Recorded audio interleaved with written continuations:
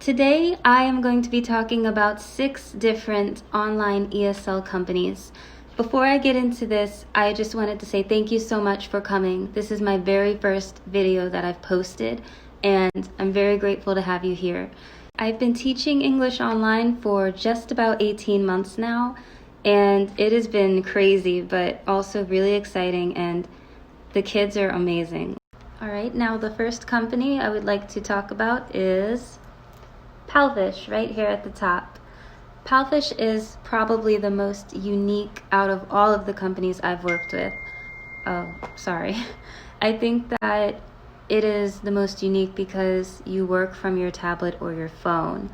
And to be honest, it's not just convenient that way, it's cheaper for a lot of people. Not everyone has a computer, and I feel like sometimes we forget that when we're coaching or advising people and helping them get prepped. But a lot of people can work from their phone or tablet, so that makes Palfish very accessible, and I think that's great. The other thing is that I only applied because I needed something to fill in for GoGoKid. There was an issue with GoGoKid a few months ago, and it's irrelevant now, but I didn't want to be left out in the cold, so I had to get a backup company. What I liked about Palfish was the community and the platform. It's very unique in that there's a bunch of chat rooms on the app, and teachers are just there all day talking about tips and like problems, and it's hard to feel alone. I think that's really cool. Like there's something other than Instagram to get on and be like, what happened like during my class? It's very helpful. Also love the students, but I love them everywhere. But I think my favorite thing about Palfish was the feedback style. So instead of typing your feedback for your students after each class, you could actually do a voice recording. And that was what I loved. I miss that about them because I no longer work with Palfish. I only left because GoGoKid came back, and that's my main company. What I truly didn't like was that when I first applied, I had to go through a boot camp before teaching, which is fine. That's kind of like a demo class. It's like before you get paid, your training. That was fine. But then I found out once you finished the training, you had to teach like 2, I think it was 2, not 3, 2 unpaid trial classes. I didn't like that. I'm very picky when it comes to stuff like that because I don't think anyone should ever work for free. And I've never taught a free trial class with any other companies. As far as bookings go at Palfish, my advice doesn't really matter because I was with them for such a short period. But what I noticed was as soon as I got in, I got booked like crazy, and then it just kind of stopped out of nowhere. I never took the time to explore why that happened because I went back to GoGoKid. But that was a bit strange for me. So that's it for Palfish. Next, I'm going to talk about DADA, ABC, and QKids. Just like Palfish, I was only considering these 2 as backups to my main companies. I chose QKids and DADA because they were familiar to me. Before I ever became a teacher, I actually applied to these back in 2018, before I was ever even qualified to teach kids. So I just kind of knew about them a little more than I know about some others. But I think for QKids, it's more so the pay is not enough to teach 4 kids, because if you don't know, with QKids, it's 1 teacher to 4 children, or 5. So it wasn't enough, in my opinion. But DADA offered me one of the lowest base pays I've ever been offered. It was 6.5 per class, and that is with 1 child, but that is low.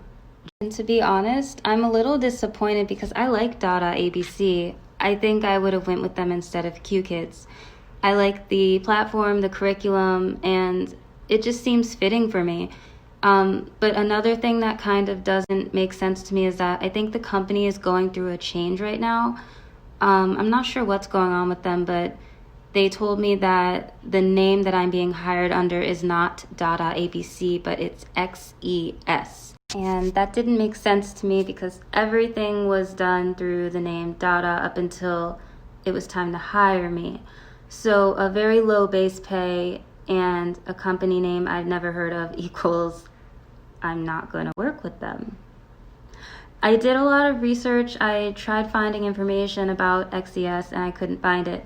But of course, if I ever find out what in the world that is, and you're interested in DADA, I will definitely share that. Now, if you are still with me, I would like to move on and talk about one of my all-time favorite companies, and that one is SayABC. I love this company. I hope not too much has changed because it's a very good company and I highly recommend applying to them.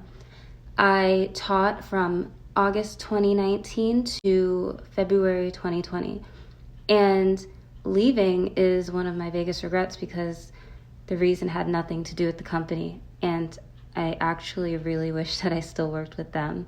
The first thing I like is the consistency. SayABC assigns group classes. They assign homerooms to the teachers. So the teachers do not have to spend all of their time trying to market themselves, impress the parents. You market and showcase yourself during the lessons, and the company will not hesitate to keep giving you homerooms when you have a good performance and just come to class and show them you care about the kids. That's really what they want to see. So I like that. I like knowing that I'm going to see my kids and know what they're going to learn for like weeks ahead. You see them for about 2 months, and then you have a chance to renew your homerooms. So the other thing I like is the group classes. Yes, I struggled with it. It was challenging for me. Not so much challenging to teach, but just energy-wise, it's a lot. You've got to do a lot of like classroom management. You've got to be looking in many different places.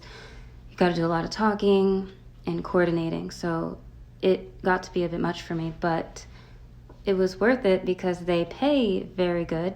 And I mean, they're a pretty good company. They have good curriculum.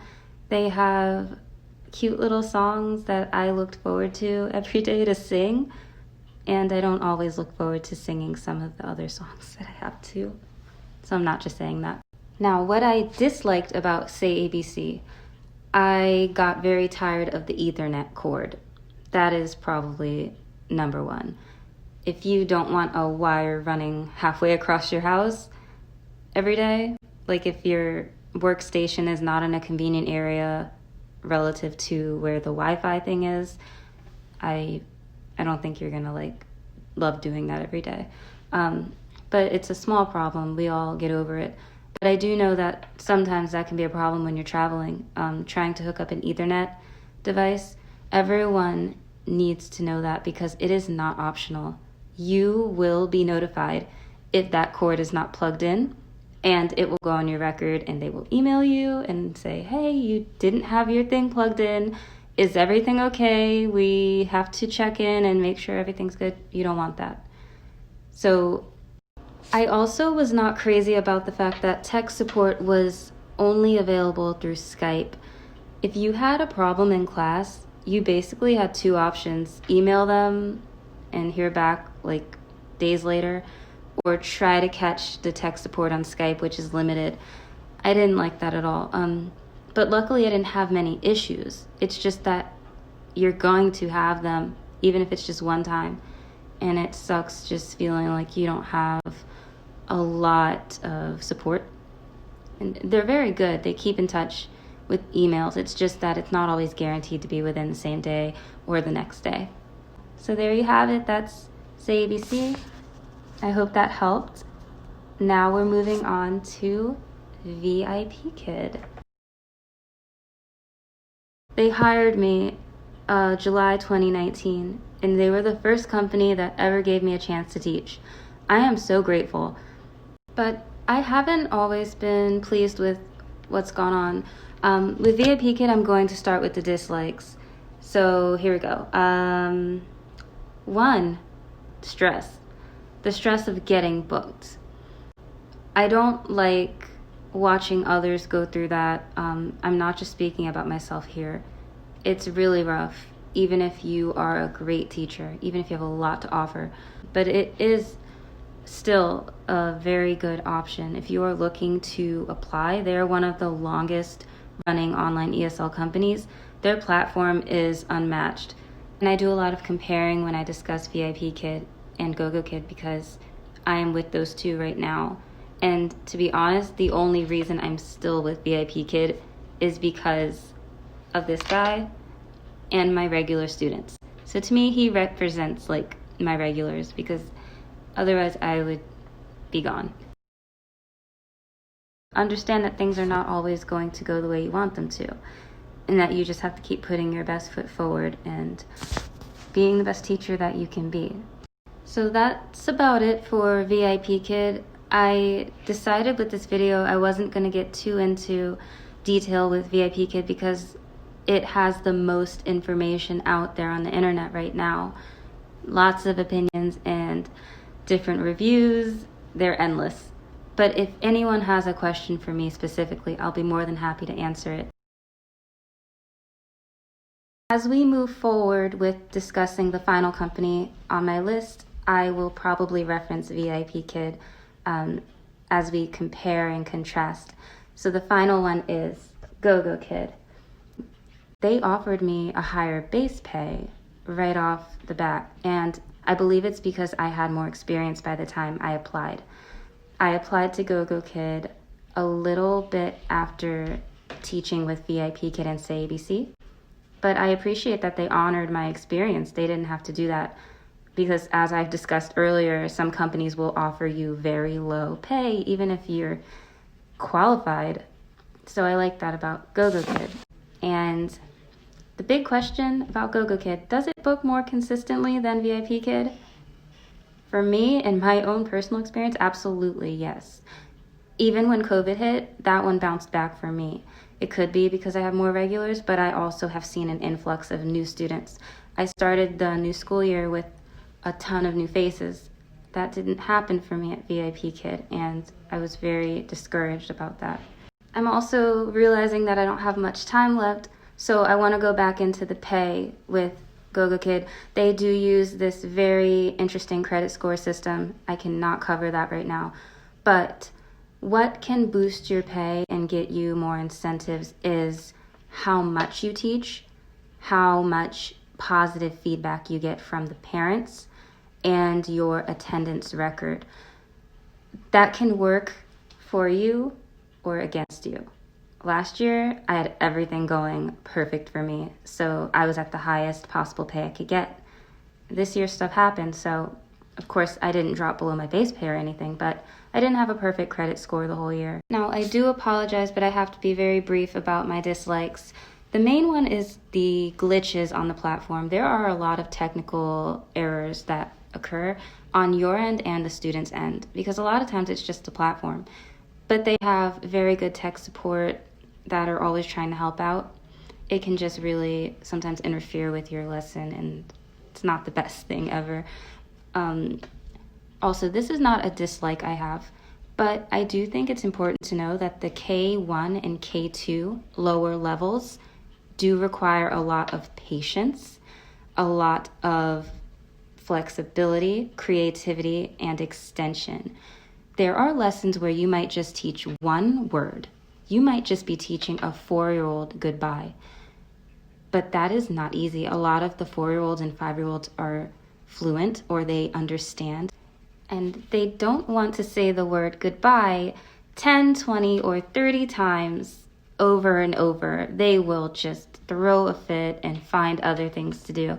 That is why with the lower levels, I am considering making another video for GoGoKid, tips for teaching lower levels, because you have to extend. If you get stuck saying hello and goodbye the whole 25 minutes, you might want to throw in some farm animals and ask the student to say, oh, hello to the pink pig. Can you say hello to the white rabbit?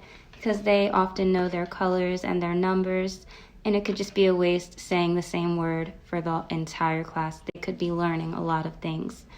I do have to wrap this up now, and I do apologize for that massive amount of information in such a short time frame. But I hope that this helped, and I hope to make some more videos in the future. So thank you for watching, and have a great rest of your holiday season. Goodbye.